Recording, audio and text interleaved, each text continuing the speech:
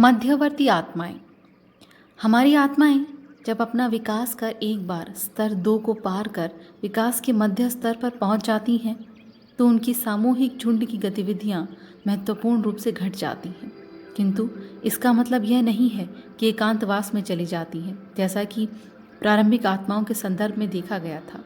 विकास के मध्य स्तर तक पहुंच चुकी आत्माएं प्राथमिक आत्मिक समूह के साथ कम जुड़ी होती हैं, क्योंकि वे स्वतंत्र रूप से कार्य करने के लिए परिपक्व और अनुभवी हो जाती हैं। इसी के साथ इन आत्माओं को पुनर्जन्म भी कम लेना पड़ता है। स्तर 3 और 4 प्राप्त कर चुकी ये आत्माएं गंभीर जिम्मेदारियों को वहन करने में सक्षम होती हैं और इसी के साथ अपने मार्गदर्शकों के साथ उनके संबंधों में परिवर्तन हो जाता है। अब वे शिक्षक छात्र नहीं होते, बल्कि एक साथ काम करने वाले सहकर्मी बन जाते हैं, क्योंकि पुराने मार्गदर्शकों को नए छात्रों का समूह मिल जाता है और हमारी इस बात की बारी आ जाती है कि हम अपनी शिक्षण दक्षता को और भी विकसित करें, अतः हम भी किसी और के मार्गदर्शक बनने की जिम्मेदारी का पालन कर सकें। स्तर 4 की कुछ आत्माएं स्तर 3 से ही अपना ध्यान प्राथमिक समूह के शिक्षक बनने के प्रशिक्षण की ओर केंद्रित कर देती हैं, जबकि कुछ आत्माएं तो स्पष्ट रूप से स्तर 4 पर होती हैं, किंतु वे स्वयं को एक प्रभावशाली मार्गदर्शक की भूमिका के अनुपयुक्त समझती हैं। जो आत्माएं परिपक्वता के मध्य स्तर पर पहुंच जाती हैं, उनका आचरण व नैतिकता का स्तर यद्यपि काफ़ी ऊंचा होता है, किंतु वे अपनी उपलब्धियों के प्रति अहंकार नहीं प्रदर्शित करती। वैसे तो प्रत्येक मामला सरल रूप से एक दूसरे से अलग होता है, किंतु फिर भी मैंने देखा है कि इस स्तर पर इसके ऊपर के स्तर के मेरे समूहनार्थी आत्म संयमी होते हैं। उनका अपने ऊपर कंट्रोल होता है अच्छे से। मुझे तो उनके चेतन और अवचेतन दोनों स्तरों पर दूसरों के प्रति संदेह के स्थान पर विश्वास देखने को मिलता है।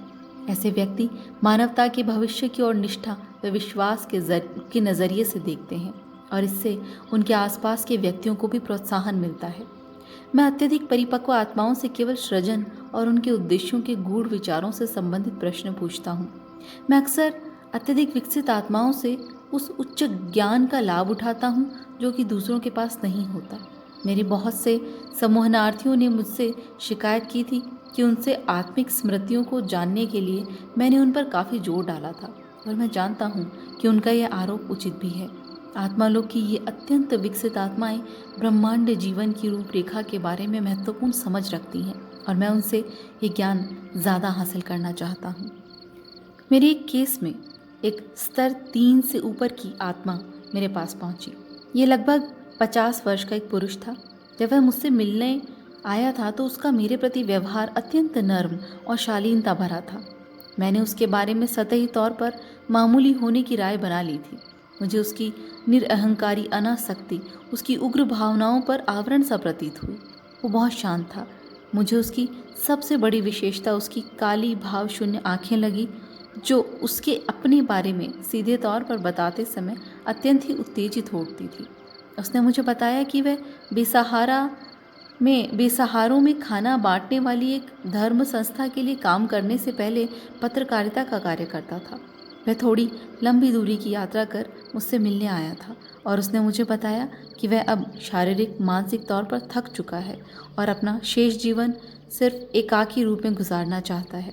हमारे इस पहले सत्र में उसके बहुत से विगत जीवन की महत्वपूर्ण बातों का आकलन किया गया ताकि उसके वर्तमान शेष जीवन के लिए उचित रास्ता हम चुन सकें। मैं इस केस में अपने माध्यम को बहुत तेज़ी से उम्र के पड़ाव में पीछे ले गया, उसके सबसे पहले जीवन काल में ले गया, जो कि लगभग 30,000 साल पहले पाषाणकालीन सभ्यता का युग था। जब हम काल में आगे चले तो मैंने निरंतर रूप से सामान्य जनजातीय समुदाय के सदस्य के विपरीत भेड़िए जैसे वे अकेले रहते थे।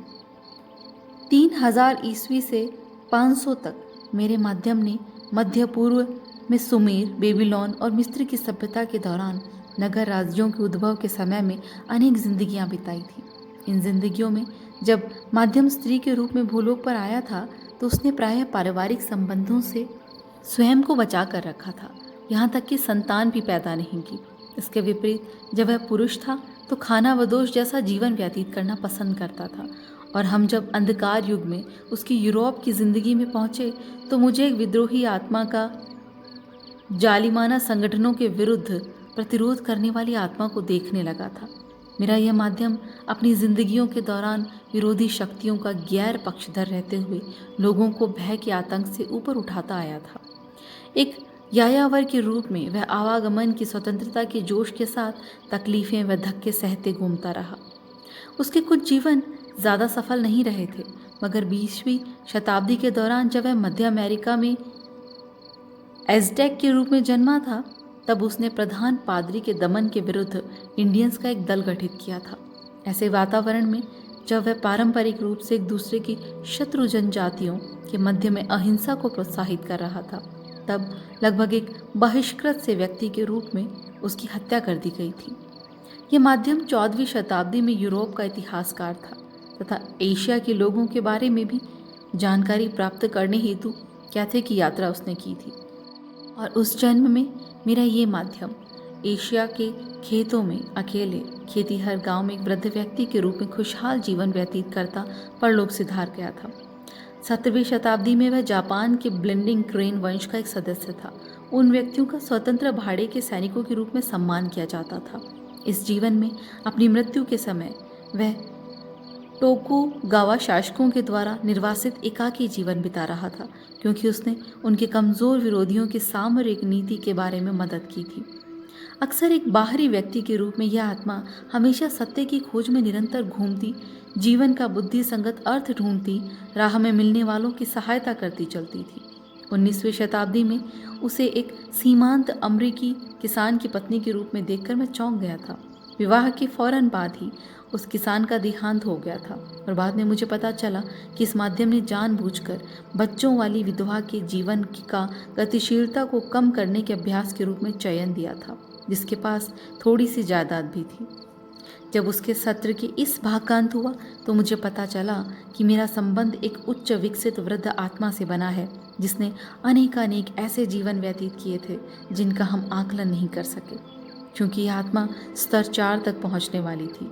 इस कारण मुझे इस बात पर कोई आश्चर्य नहीं हुआ कि उसका भूलोक पर सबसे पहले पदार्पण 70,000 वर्ष पूर्व हुआ था। और जैसा कि मैं पहले बता चुका हूँ कि किसी आत्मा के विकास के लिए यह कोई पूर्व निर्धारित योग्यता नहीं होती कि उसने सैकड़ों जीवन व्यतीत किए हैं। एक बार मुझे एक ऐसा व्यक्ति मिला था जिसने मात्र 4,000 वर्षों में संचेतना का स्तर 3 प्राप्त कर लिया था, जो एक बहुत बड़ी उपलब्धि थी। मैंने अपने इस व्यक्ति से उसके वर्तमान जीवन और विगत की जिंदगियों में अध्ययन के पारंपरिक तरीके को जानने के बारे में बातचीत की। उसने खुलासा किया कि उसने कभी भी विवाह नहीं किया था। सामाजिक रूप से अलगाव उसके लिए हमेशा ही बेहतर रहा है। मैंने उससे विचार करने हेतु कुछ विकल्प सुझाए थे। मैंने मूलतः महसूस किया कि विभिन्न जिंदगियों में उसकी अन्य व्यक्तियों से अंतरंगता के अभाव के कारण उसका विकास अवरुद्ध हो रहा था। जब ये सत्र खत्म हुआ तो उसने बताया कि अगले सत्र में आत्मालोक की और की अवधारणाओं को जानने के लिए वह मन से अत्यंत बेचैन है। उसके अगले दिन आने पर मैं उसे अतिचेतना की अवस्था में ले गया और जानकारी हासिल करने लगा। डॉक्टर कहते हैं, मैंने उससे पूछा कि आत्मालोक में तुम्हें क्या कहकर संबोधित किया जाता है। उसने कहा, मुझे नैंथम कहा जाता है। तो क्या तुम अकेले हो, आत्माओं के बीच में हो? मैं अपने 2 पुराने साथियों के साथ हूँ, राहुल और सेंजी। पहले तो हम थे, किंतु अब हम तीनों ही मिलकर काम करते हैं।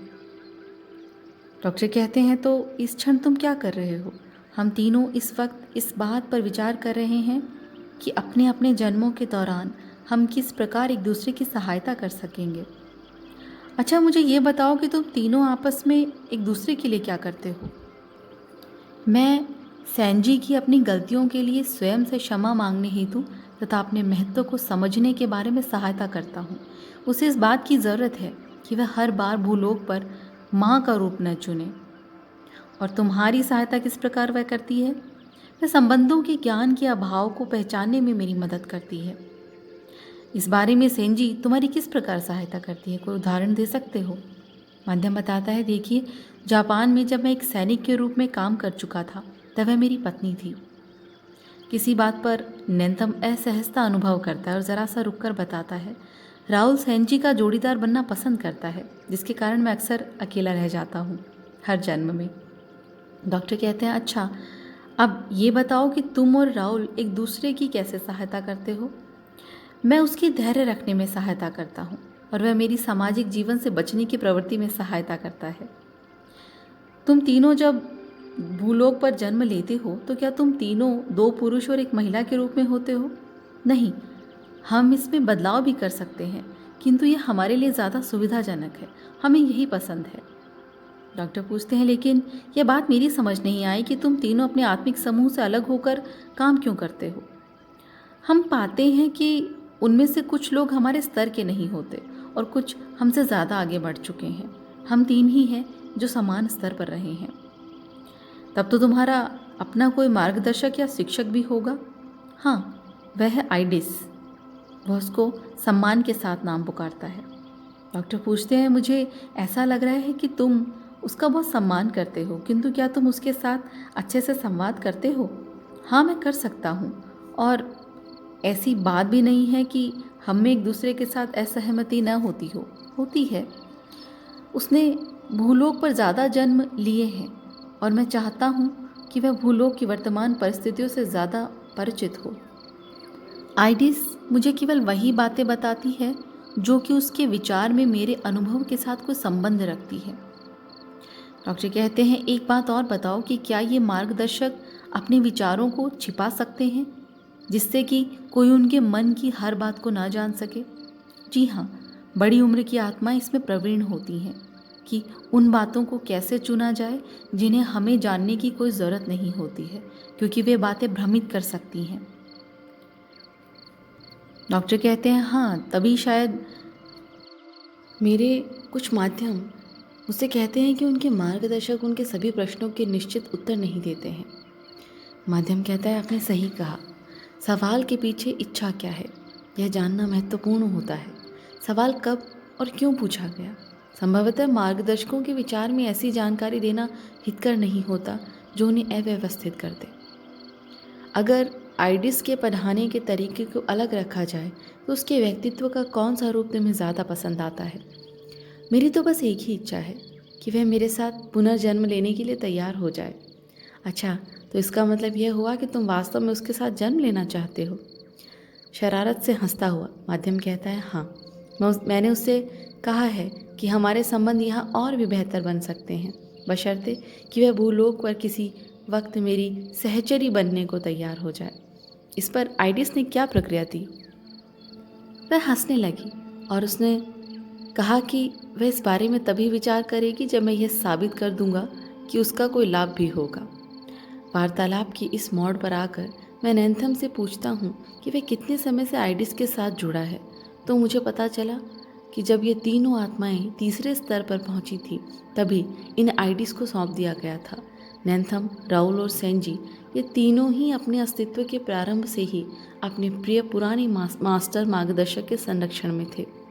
इसी के साथ यह अवधारणा भी भ्रामक है कि अत्यधिक विकसित आत्माएं एकाकी आध्यात्मिक जीवन व्यतीत करती हैं। इस माध्यम ने मुझे बताया कि वह आत्माओं के संपर्क में है तथा राहुल और सेंजी तो उसके केवल घनिष्ठ मित्र हैं। तो वास्तव में ऐसा नहीं है कि बहुत विकसित आत्माएं हमेशा एक सन्यासी का जीवन चुनती हैं। जी नहीं, वो गृहस्थ में भी होती हैं, बिल्कुल आप और हमारी तरह। आत्माओं के विकास की दृष्टि से स्तर 3 और 4 बहुत इम्पॉर्टेंट होते हैं, क्योंकि अब उन्हें युवा आत्माओं की ज़्यादा जिम्मेदारी सौंपी जाती है। इसके अलावा सभी आत्माओं को मार्गदर्शक का दर्जा अचानक ही नहीं दिया जाता है।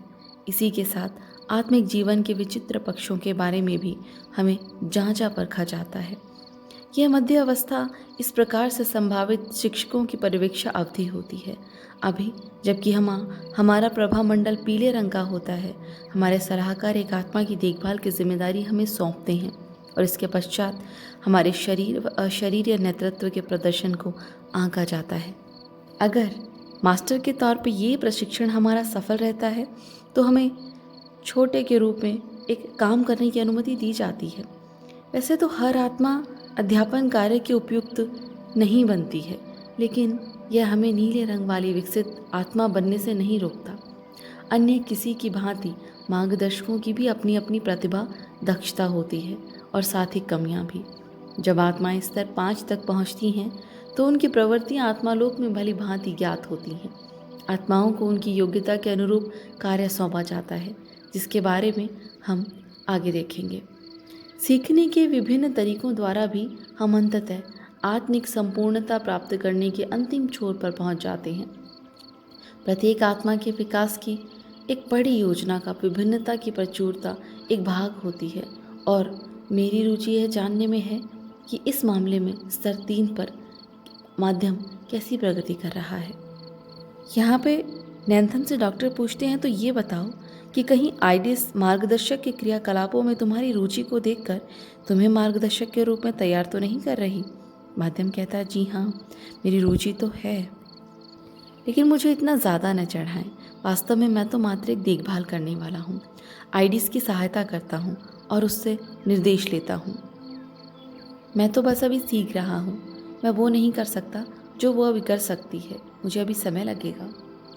इस केस में एक बड़ी ही अजीब सी बात हुई। यहाँ पे डॉक्टर जब उससे पूछते हैं कि तुम अब क्या कर रहे हो, देखभालकर्ता के रूप में आत्मालोक के अंदर काम कर रहे हो या उसके बाहर। माध्यम कहता है, मैं तो बाहर हूँ 2 जिंदगियों में।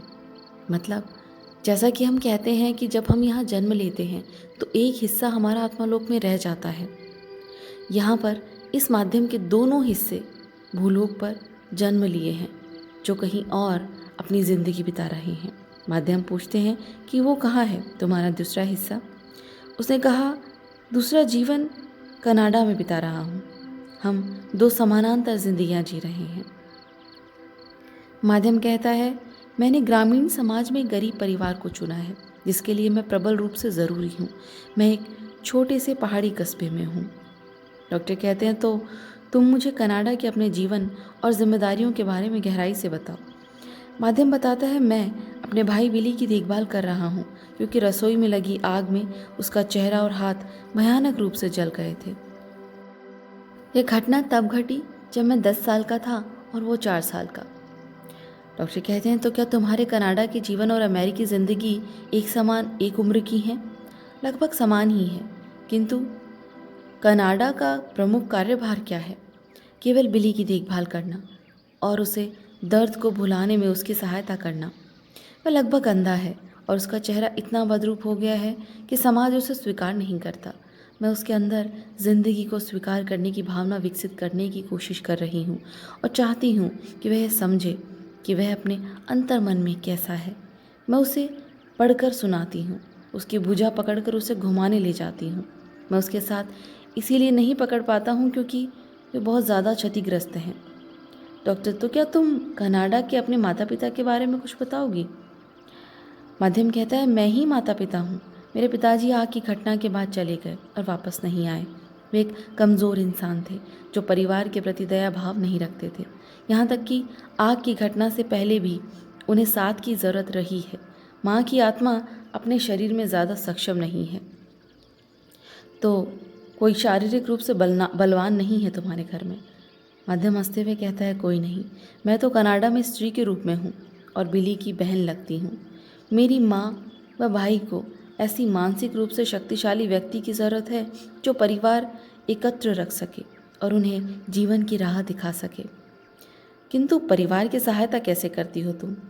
मेरा बेकरी का काम है। चूँकि मैं परिवार को छोड़ नहीं सकती हूँ, इसलिए मैंने विवाह नहीं किया। डॉक्टर कहते हैं, तुम्हारे भाई के लिए सबसे बड़ा सबक क्या है? बस यही कि ज़रा सी सुखद जिंदगी के द्वारा कुचले जाने के बजाय विनम्रता पाना। किंतु तुम स्वयं अपने जले हुए भाई की भूमिका क्यों नहीं अपना लेती? इससे बदला हुआ परिवेश तुम्हें और ज़्यादा कठिन चुनौती देगा। माध्यम कहता है हंसते हुए, मैं पहले ही एक ऐसे हादसे से गुजर चुकी हूँ और मैं वो सीख चुकी हूँ। मुझे अब उसकी ज़रूरत नहीं। ये माध्यम अपनी पिछली जिंदगियों में अनेक बार शारीरिक रूप से घायल हो चुका था। यहाँ डॉक्टर पूछते हैं, हाँ, मैं मानता हूँ कि तुम गुजर चुकी हो, मगर साथ ही मुझे इस बात का संदेह है कि बिली की आत्मा का संबंध तुम्हारी पिछली जिंदगियों में से किसी एक में तुम्हें पहुंची शारीरिक चोट से रहा होगा। यह माध्यम कहती है, वास्तविकता भी यही है। एक जीवन में उसने मेरी सहायता की थी, तब मैं पीड़ित थी और एक देखभाल करता मेरे साथ रहता था। मैं कृतज्ञ मदद लेने वाली थी। अब सहायता लेने की बिली की बारी है और मैं मददगार हूँ। इसे कहते हैं कर्मा। डॉक्टर कहते हैं, तब क्या तुम्हें पहले से ही ये ज्ञात नहीं था कि तुम्हारे कनाडा में पुनर्जन्म लेने से पूर्व ही तुम्हारा भाई विकलांग हो जाएगा? निश्चित ही आइडिस और मैंने इस सारी स्थिति पर विचार विमर्श किया था। आइडिस ने मुझे बताया था कि बिली की आत्मा को किसी देखभालकर्ता की ज़रूरत पड़ेगी, और चूंकि मेरे इस आत्मा के साथ पहले के जीवन में नकारात्मक संबंध थे, इस कारण मैंने इस जवाबदारी को सहर्ष स्वीकार किया था। डॉक्टर, बिली की आत्मा को जहाँ कर्म संबंधी एक सबक मिला है, वहीं तुम्हें भी कुछ सबक मिले हैं। एक यही कि एक महिला के रूप में तुम बंधी सी हो और पिछले जीवनों की भांति मनमर्जी से तुम घूम फिर नहीं सकती हो। माध्यम कहती है, जी हाँ, ये 100% सत्य है। जीवन की कठिनाइयों की मात्रा को इस पैमाने से मापा जाता है। कोई परिस्थिति तुम्हारे लिए कितनी चुनौती भरी है, दूसरों के लिए नहीं। बिली के संरक्षक के तौर पर जिम्मेदारी जितनी कठिन है, उतनी तब नहीं थी जब एक दूसरी आत्मा मेरी देखभाल करता थी। ठीक है, लेकिन मुझे ये बताओ कि तुम्हें देखभाल की जो जिम्मेदारी सौंपी गई है, उसमें सबसे मुश्किल भरा काम कौन सा है? यह माध्यम कहती है, बस किसी बच्चे को उसकी निस्सहायता के मध्य में से पालते हुए वयस्क अवस्था तक बड़ा करना। किसी बच्चे को संतापों का साहस के साथ मुकाबला करना सिखाना सबसे बड़ा भार होता है। बिली का जीवन तो एक विरला ही उदाहरण है, किंतु क्या तुम्हें ऐसा नहीं लगता कि भूलोक पर बच्चों को अत्यधिक शारीरिक व मानसिक पीड़ा भुगतनी पड़ती है? यहाँ माध्यम कहती है कि बिना पीड़ा को जाने और उसका मुकाबला किए बिना तुम्हें कभी ये पता नहीं चलेगा कि तुम वास्तव में क्या हो और तुम्हारा आधार क्या है। ये बात मैं तुम्हें अवश्य बताना चाहूँगी। एक बच्चे के रूप में तुम जितनी ही पीड़ा व विपरीत परिस्थितियों का मुकाबला करोगे, तुम्हें अपनी शक्ति को उतना ही ज़्यादा बढ़ाने के अवसर मिलेंगे। यहाँ डॉक्टर उससे कनाडा की अपनी ज़िंदगी के बारे में पूछते हैं कि तुम्हारी ज़िंदगी कैसी बीत रही है। मैंने पाया है कि अमेरिकी जीवन के विपरीत कनाडा के परिवार में समस्याओं का हल ढूंढना बड़ा कठिन होता है, लेकिन मुझे खुद पर इतना विश्वास है कि मैं अपने ज्ञान को व्यवहारिक रूप दे सकूंगी। तुम्हें विकास हेतु समानांतर जिंदगियों को जीने के प्रयास में आइडिस तुम्हें प्रोत्साहन दे रही है या हतोत्साहित कर रही है। वह इस मामले में हमेशा खुली किताब से रहती है, और मैंने भी विगत में इस प्रकार के जीवन नहीं जिए हैं। वह इसलिए क्योंकि बहुजीवन जहाँ थकाने वाला होता है, वहीं धोखा देने वाला भी। इस प्रकार का प्रयास विनाशकारी भी हो सकता है कई बार, और दोनों जिंदगियों को कम लाभ होता है। तो बेहतर यही होता है कि हम एक बार में एक ही ज़िंदगी जिएं। डॉक्टर कहते हैं, अच्छा, वैसे वर्तमान में मैं देख रहा हूँ कि तुम अपनी समानांतर जिंदगियों में लोगों की मदद कर रही हो, किंतु कभी तुमने ऐसे विपरीत जीवन जिए हैं जिनमें एक साथ ही एक जीवन में तो सफल रही और दूसरे में असफल? माध्यम कहती है, बिल्कुल बिता चुकी हूँ, किंतु वह भूलोक पर बहुत पहले की बात है। यह बहुजीवनों के लाभों में से एक है। वैसी स्थिति में एक जीवन दूसरे जीवन की क्षतिपूर्ति कर ही देता है, लेकिन फिर भी ऐसा जीवन बिताना मुश्किलों से भरा होता है। लेकिन एक आत्मा के लिए एक बार में एक ही जीवन लेना सही रहता है। इसी आधार पर मैं समझ सकता हूँ कि एक ही आत्मा के दो अलग अलग जगह पर एक ही कालखंड में भौतिक जीवन में जीवन व्यतीत करना थोड़ा अस्वाभाविक सा लगता है। लेकिन क्यों कुछ व्यक्तियों को आत्मा के दोहरेपन की परिकल्पना हैरानी में डालने वाली लगती है, विशेषकर तब जबकि उन्हें इस तरह की समस्या का सामना करना पड़ता है कि कोई भी आत्मा एक ही सापेक्षिक कालखंड के दौरान विभिन्न आयामों में रहने में सक्षम होती है। किंतु हमें यह बात तो माननी ही पड़ेगी कि यदि हमारी आत्माएं उस परमात्मा की ऊर्जा का ही भाग हैं, तो जो कि स्वयं को नई आत्माओं के सृजन के लिए बांट देता है, तो फिर हम में भी आत्मिक ऊर्जा की संतानें क्यों नहीं खुद को पृथक कर फिर पुनः जुड़ने में सक्षम हो सकती हैं। मतलब यह इसका कंसेप्ट बिल्कुल वैसा ही जैसा कहा जाता है कि परमात्मा से जब हम बने तो हम उसी का एक हिस्सा हैं। उसी तरह से अगर हमारी आत्मा को भी हम बांट कर अलग अलग जीवन लेते हैं तो इसमें कुछ अस्वाभाविक फिर होना नहीं चाहिए। एक नई आत्मा का जब सृजन होता है तो उसमें अहम नहीं होता, वो बस बहुत ही पवित्र होती है। लेकिन यहाँ भूलोक पर आकर उसे उसके अस्तित्व का बोध कराया जाता है। यहाँ जब डॉक्टर उससे पूछते हैं कि ये बताओ, थोड़ा सोच समझकर, जब तुम्हारी आत्मा को एक विशिष्ट पहचान मिली थी तो क्या उसका सहज अर्थ यह था कि तुम्हारा मानवीय रूप में भूलोक पर पुनर्जन्म लेने का समय निर्धारित हो चुका है? माध्यम कहता है नहीं, विशिष्ट रूप में नहीं, क्योंकि ग्रह सदा के लिए नहीं बने रहते, मतलब कि वे नष्ट हो जाते हैं।